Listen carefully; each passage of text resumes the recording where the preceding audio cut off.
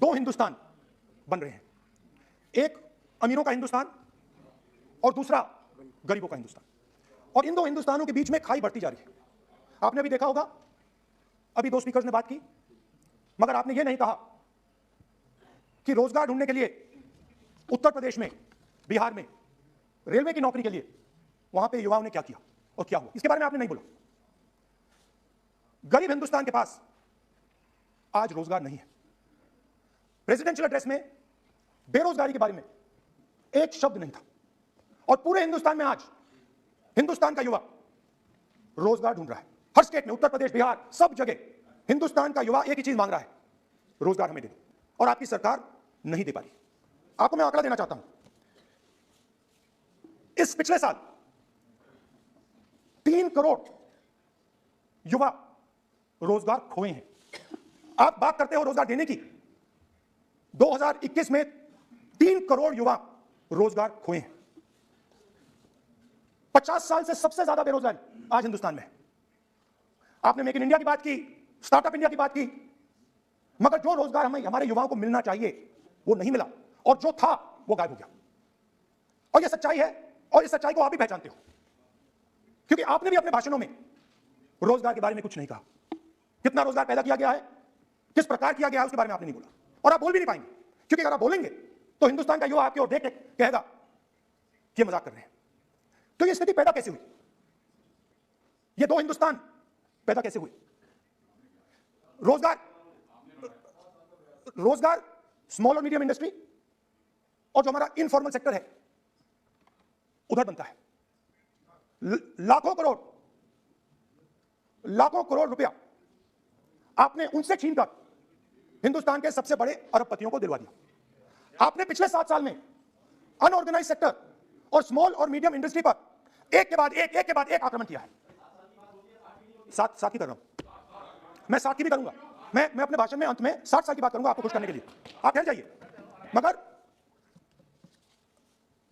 असंगठित जो सेक्टर है उस पर आपने आक्रमण किया। कैसे किया? नोटबंदी, गलत जीएसटी और कोरोना के समय जो सपोर्ट उनको देना था आपने नहीं दिया। नतीजा क्या हुआ?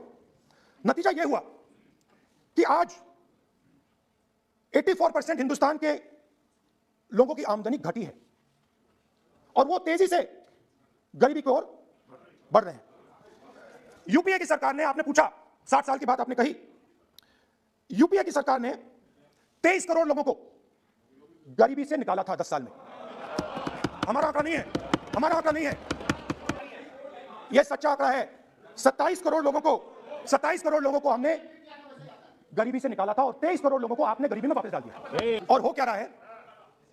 फॉर्मल सेक्टर में मोनोपोलीज बन रही है। किसी भी आप सेक्टर में देखिए, और सबसे दो मोनोपोलिस्ट के बारे में थोड़ा सा बोलूंगा। उसको वो कोरोना के समय अलग अलग वेरिएंट्स आते हैं ना, डेल्टा, ओमिक्रॉन, वो डबल ए वेरिएंट है, और वो पूरा का पूरा हिंदुस्तान के ये जो अर्थव्यवस्था है उसके अंदर फैल रहा है। आपने बात उठाई तो मैं उसके बारे में पहले बोल देता हूं। एक व्यक्ति को, नाम नहीं लूंगा, एक व्यक्ति को हिंदुस्तान के सब पोर्ट्स, हिंदुस्तान के सब airport, power transmission, mining, green energy, gas distribution, edible oil, जो भी हिंदुस्तान में होता है उधर अदानी जी दिखाई देते हैं। और दूसरी side Ambani ji, petrochemicals, telecom, retail, e commerce में मोनोपोलियां। तो पूरा का पूरा धन जो है चुने हुए लोगों के हाथ में जा रहा है। और आपने जो असंगठित सेक्टर को खत्म किया, देखिए अगर आप इनफॉर्मल सेक्टर को खत्म कर देते और मैन्युफैक्चरिंग जॉब्स आप क्रिएट कर देते तो फिर इतनी प्रॉब्लम नहीं आती, फिर दो हिंदुस्तान नहीं बनते। मगर आपने क्या किया? आपने असंगठित सेक्टर को खत्म कर दिया। नोटबंदी, जीएसटी, कोरोना, सारे के सारे जो स्मॉल और मीडियम बिजनेस है उनको आपने बंद कर दिया। बोलने दीजिए। सारे के सारे जो स्मॉल एंड मीडियम इंडस्ट्री है आपने उसको खत्म कर दिया, नष्ट कर दिया। अगर आप उनकी मदद करते, उनको सपोर्ट देते, तो फिर मैन्युफैक्चरिंग सेक्टर तैयार हो सकता था। मगर जो लोग आपका मैन्युफैक्चरिंग सेक्टर बना सकते थे उनको आपने खत्म कर दिया। तो आज हिंदुस्तान में आप मेड इन इंडिया की बात करते रहते हो। मेड इन इंडिया हो ही नहीं सकता। आज बात खत्म हो गई है, क्योंकि मेड इन इंडिया वाले हैं कौन? मेड इन इंडिया वाले स्मॉल मीडियम वाले हैं। उनको आपने खत्म कर दिया। मेड इन इंडिया वाले कौन है? असंगठित लोग हैं, उनको आपने खत्म कर दिया, हटा दिया, परे कर दिया। मेड इन इंडिया नहीं होने वाला है। अरे भाई, मेड इन इंडिया करने के लिए स्मॉल और मीडियम इंडस्ट्री को ही बड़ा करना पड़ेगा। बिना स्मॉल और मीडियम इंडस्ट्री को सपोर्ट दिए मेड इन इंडिया हो ही नहीं सकता है। और अगर आप पूछते हैं तो मैं आपको बताता हूं, मैन्युफैक्चरिंग जॉब्स की अगर हम बात करें तो मेरे पास आंकड़ा है यहां पे, पिछले 5 साल में मैन्युफैक्चरिंग जॉब्स 46% कम हुए हैं। 46% drop in manufacturing jobs in India. Why? Because you have destroyed the unorganized sector. Why? Because you have destroyed MSMEs. That is why you are focusing completely on 5 or 10 people. I don't have a problem with that. I don't have a problem with big industry. Focus on them. That is the reality. और हो क्या रहा है? 2 हिंदुस्तान बन रहे हैं, आप यहाँ पे भाषण देते रहते हो, नया Hindustan, new India, make in India, और कौन से नारे हैं? Startup India. आप ये बोलते रहते हो और देश में बेरोजगारी फैलती जा रही है। और आप ये मत सोचिए कि ये जो गरीब हिंदुस्तान है जिसको आप बना रहे हैं, ये मत सोचिए कि ये चुप बैठा रहेगा। ये मत सोचिए कि ये चुप बैठा रहेगा, ये चुप नहीं बैठा रहेगा। इस हिंदुस्तान को सब कुछ दिख रहा है। इस हिंदुस्तान को दिख रहा है कि आज, सुनिए, इन लोगों को दिख रहा है कि आज, ये आंकड़ा आप सुनिए, ये आपकी सरकार की देन है, ये आंकड़ा अच्छी तरह सुनिए। इस गरीब हिंदुस्तान को दिख रहा है कि आज हिंदुस्तान के 100 सबसे अमीर लोगों के पास हिंदुस्तान के 55 करोड़ लोगों से ज्यादा जायदाद है। बात समझिए, 10 लोगों के पास 40% हिंदुस्तान से ज्यादा धन है। 10 लोगों के पास। ये कैसे हुआ? ये आपने किया, ये नरेंद्र मोदी जी ने किया।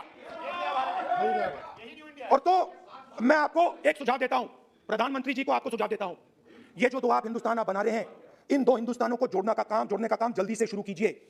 स्मॉल एंड मीडियम इंडस्ट्रीज की मदद करना शुरू कीजिए।